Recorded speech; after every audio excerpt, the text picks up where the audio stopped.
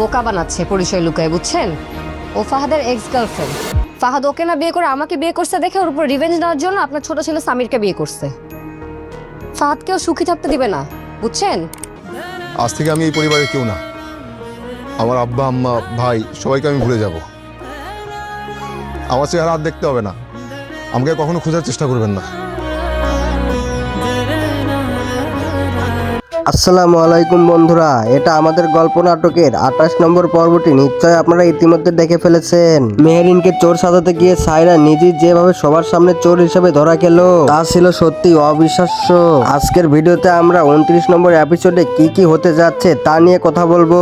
তাছাড়া আজকের ভিডিওতে আমরা এটাও বলে দিব যে কি করলে আপনারা সবার আগে আগামী 29 নম্বর পর্বটি দেখতে পারবেন। তাই ভিডিওটি একদম শেষ পর্যন্ত দেখতে থাকুন। বন্ধুরা, 28 নম্বর পর্বে আমরা দেখেছি সায়রা মেরিনকে ফাঁসাতে শাশুড়ির গয়না চুরি করে মেরিনের ঘরে লুকিয়ে রাখে, কিন্তু এই চালটি ধরে ফেলে ফারহানা।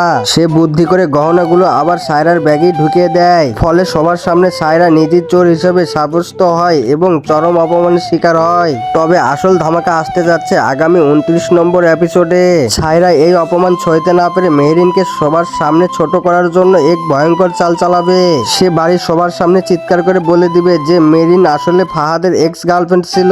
সায়রার এই আকস্মিক বোমা ফাটানোর পুরো বাড়ির মানুষকে স্তব্ধ করে দিবে। তাছাড়া আমরা আরো দেখতে পাবো ফাহাদ এবং সায়রার মাঝে নতুন করে বড় ধরনের অশান্তি শুরু হয়ে যাবে। সায়রার এই নোংরামি দেখে ফাহাদ যখন অবাক হয়ে বলবে, তুমি এত নিচে নামতে পারো, ইম্পসিবল, তখন সায়রা মোটেও দমে যাবে না। ফাহাদের মুখে মুখে তর্কে লিপ্ত হবে এবং ফাহাদের সব অতীত টেনে আনবে।